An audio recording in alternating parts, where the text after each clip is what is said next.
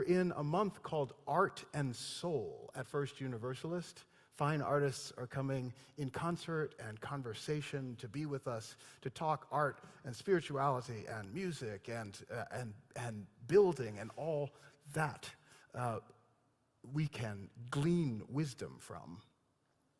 It's been a wonderful month so far, and it continues to be today. As we were just doing that prayer, I couldn't think of any better conversation to have right now than with Martha Bird, who I've invited to talk with us. Now, you may know Martha from being one of your fellow community members. Hey, flowers. You may also know Martha from this spectacular display behind me. Today, we're going to talk about the art and artistry that goes into this work. And while, Martha, I welcome you to the chancel, we have a video that'll give a little bit of context and help set the stage for Martha and I to talk about this magnificent work. Do we have it? Thank you.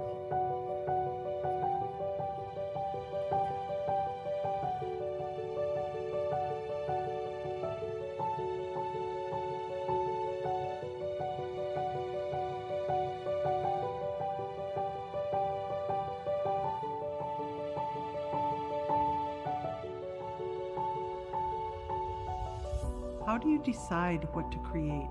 It's really about the rhythm of the harvesting, the cutting, the rhythm of the earth, the air, the season. I'm part of everything when I'm out here. When I'm cutting the willow, I begin to have visions of the shapes and forms that could be made with them. For it to be art, I need to find my own voice, create my own forms. And the way that I do that is I turn inward to listen. My work is about the body, the growth of the body, and its experiences as it moves through time. The body holds what happens to it in life. I'm connected and part of energy and growth and movement and healing in the universe. I alternate basketry with other mediums. Changing the medium, it refreshes me. Different lines from my life come together into one path, leading me forward. The spiral is found throughout the body. I love working with willow. Pleasure guides me into lightness and play. This calms my body. The spiral is rhythm, life, and resilience. When viewers see my sculpture, I hope that they feel their own growth and energy and resilience in this world, in their life.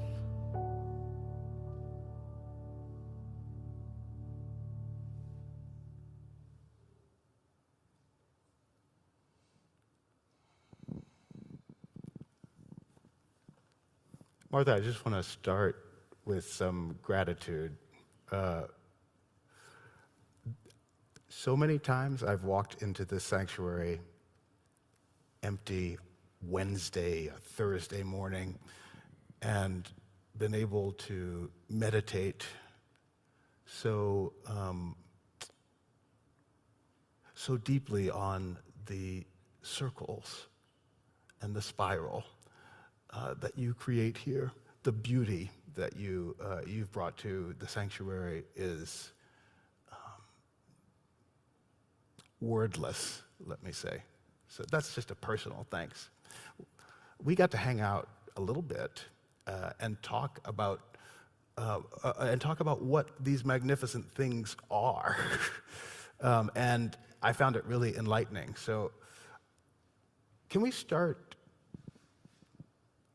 by you're helping us to understand what's going on here? What are these things? Yeah, I would love to talk about what I do and what I make. The spiral is really, really important to me, and it's an image that I work over and over again with. This particular technique, all of these except the one right over here with the pieces hanging down, all the others are a technique called the Périgord weave, and it comes from the Périgord region of France. And there was a woman that traveled there. It was the community does this weave, and they actually make baskets out of the weave, so smaller. And she got the blessing from the community to teach, because it was being lost to time. There was concern of it being lost to time. And so she no longer teaches it, but I reached out to her because I wanted to learn it. And I learned it during a residency, and it was the first one that I did was this upper corner that's made out of rattan. And people that have taken her class, many do not repeat it because it's so difficult. And then I had a teacher in Ireland, and I asked if he would teach it to me, and he was like, no. And I said, why not? And he said, I'm never doing it again. So I needed to take this book on residency, and I just was in a small Minnesota town, so I couldn't go anywhere, so I knew I was going to be successful, and that was the one I created, and I just loved it. And the validation for me came when I was I'm a holistic nurse as well, although I'm working full-time as an artist, and I was in a class and we could use images instead of essays, so I used an image of that one, and I mentioned it takes 206 pieces to make this spiral, and one of the students reached out and she said, did you do that on purpose? And I said, what? And she said, there's 206 bones in the human body. And I was like, oh, this, chills, like this is so, like my life is coming through my work, and that was a real validation for me that I was on the right track. And so from there, I've just continued to make the spiral, and each time it turns out differently. I'm just listening internally to curiosity and challenge and what do I want to do. And I'm always surprised when it actually becomes a spiral, because it starts at the center and then I keep adding pieces as I go, and that's how we get to the 206. Each one is different, of course. And so I'm always surprised when it gets to be a spiral.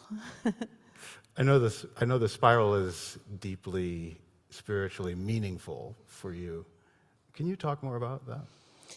Yeah, so there's a couple of things with that. One is the making of it, and the other is just the kind of image of it. So the spiral is found throughout our body. So the inner ear is a spiral, our DNA, the umbilical cord is a spiral, our heart grows in a spiral. I could go on and on. It's found in the body.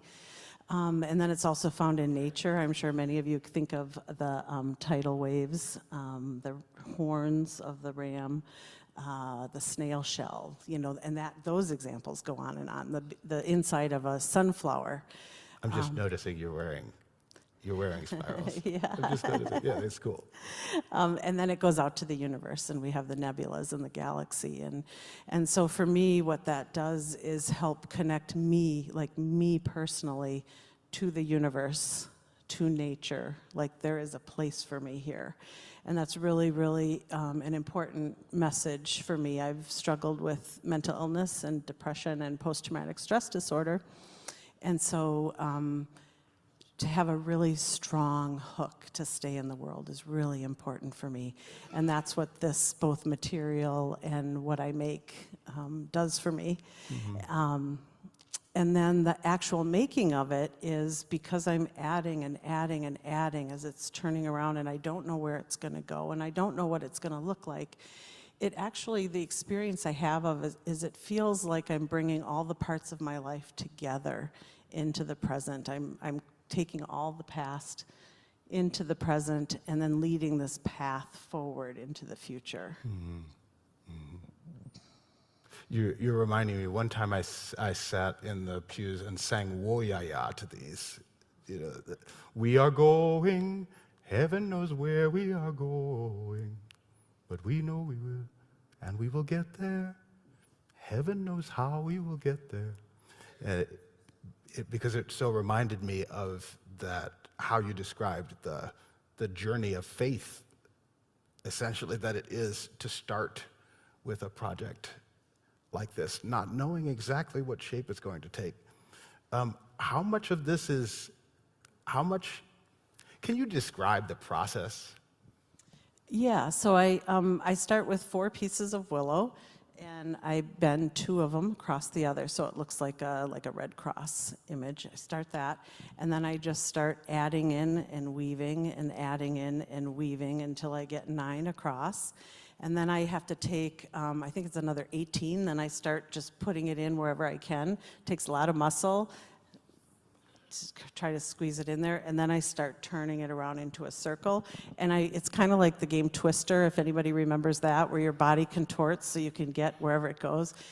It's a full body experience for me. So legs are here, arms are here, I'm bent over like this, and I'm working with pieces that are sometimes 10 feet long, like this middle one over here. Those were 10 feet, and I did it outside in my yard.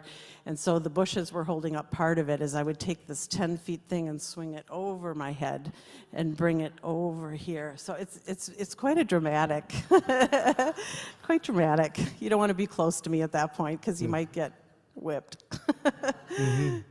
The other thread I remember you're telling me is how much community finds its way into this process for you, from the willow on through?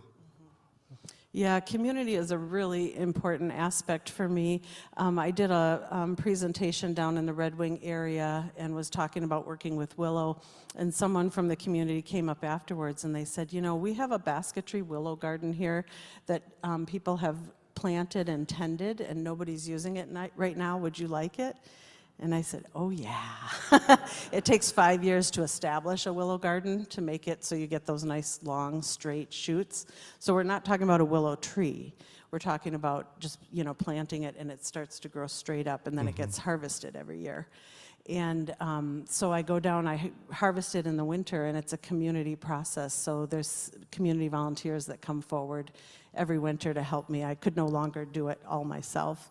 And then my studio spaces have always been creating in community around other artists. And yeah, it's very important. And then when you think about, I started making traditional baskets back in the 90s, and those are, very tightly woven together. And if you have a piece that's a stray piece, like all of those up on those top one, and then down in this corner where those are very vulnerable to breakage, and they're very fragile.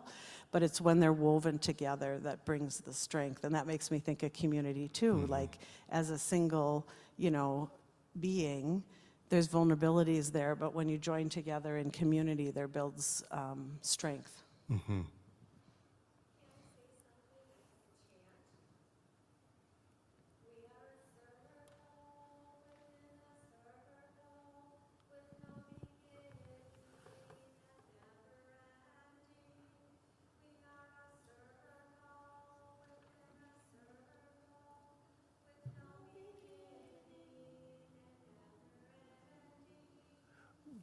It's beautiful. One more time. Thank you. One more time.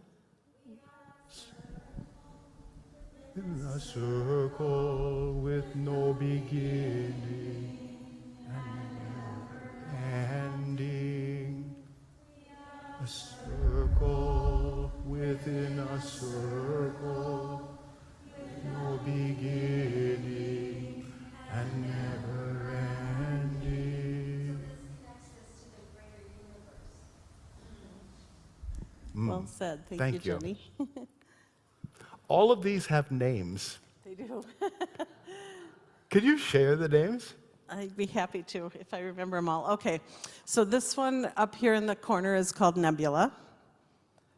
The one in the middle here is called Dancing Willow. At the Helm. Return Again. Bespoked. Is that the one that's the one at the top? Yeah, it's the one at the top, and it has one broken one at about 7 o'clock. And that's part of the piece. And then the one up here in the corner is called Blossoming. And that one took a lot of ropes and tying to get it into the shape I wanted. This circle in the center is called Love is for Everyone. And then these two little ones are so new, they don't have names yet.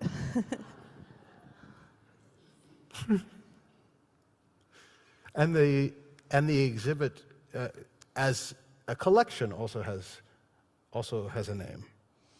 Yes, I call it Body Spiral.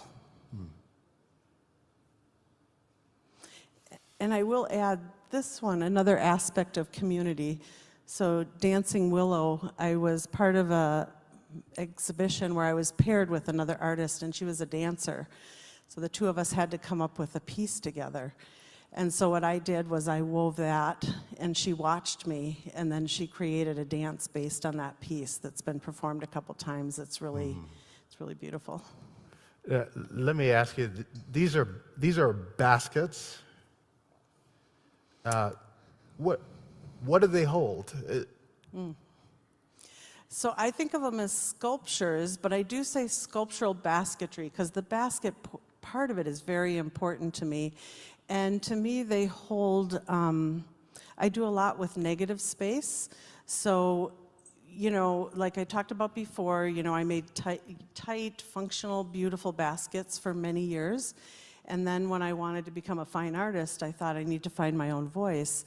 And so then I started listening inwardly, and they all had lots of empty space, lots of vulnerability.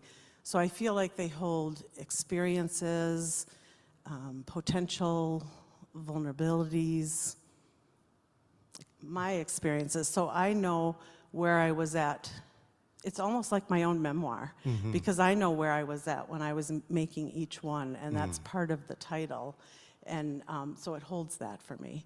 And that's part of my struggles with mental illness, is one of the symptoms or whatever is that I kind of get disconnected from my own life and my own history, and it really grounds me. It really grounds me. Yeah.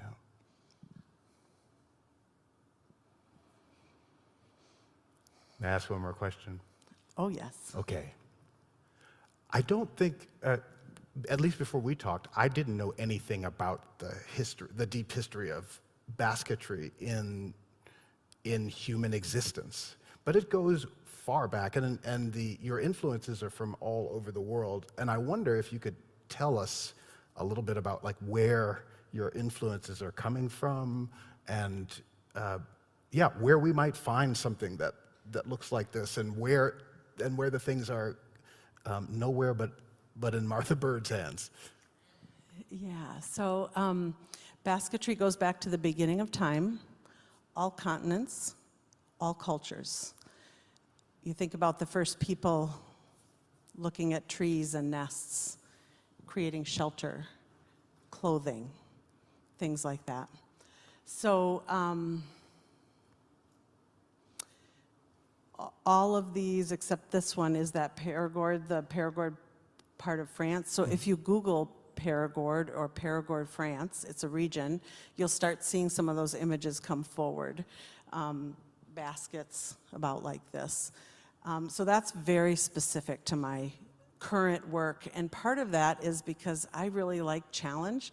My life has been very challenging, so to actually experience that in my work, it's very, very hard to do, and so satisfying. So that's why I keep repeating it. Yeah, one of the techniques is Indonesian. Is that right? Oh, so I talked about where this material comes from, Yeah. from Indonesia. That's what I'm That's where missing. the material comes from. It grows on the trees. It's invasive, and it's got thorns all over it. And people pull it down, and they can put it through machinery to make it uniform. So when basket makers are starting out, they're usually using rattan reed, which is that material, because it's readily available and uniform, so you know what to expect from the material. My goodness.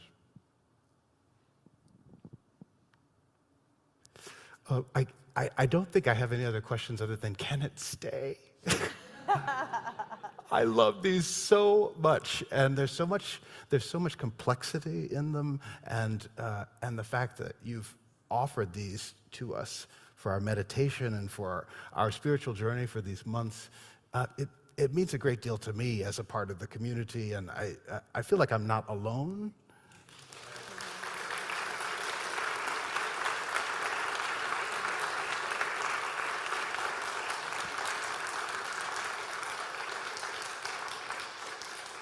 So thank you for sharing something so deeply personal to your life story with the larger community. It's doing so much good to our spirits, our souls, our lives, and we're grateful that you, as an artist, as a person, are here among us and sharing so generously. And so we're very grateful.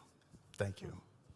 Thank you. I can't tell you how much it's meant for me to have them all together in one place, sharing them with my spiritual community.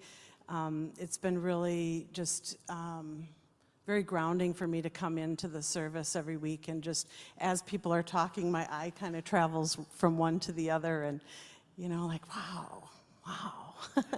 And when you talk about them staying there, so what I'm working towards is my kind of long-term goal is the Guggenheim in New York City, is that spiral building.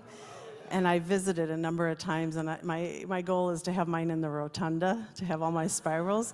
So they say speak your goals out loud. So you saw it here first. Yes. This is when you see it in the Guggenheim. This is the building, was for me to see them all together in communication. What are they doing? And that's helping me kind of form the ideas. The other goal is at MIA, the Minneapolis Institute of Art. They have the MAEP room, which is on the second floor, and it's for Minnesota artists. And so it'll be First Universalist Church, MIA, Guggenheim. Oh, moving on up. Okay, right on. Thank you so much. Thank you. Please help me appreciate Martha Berg.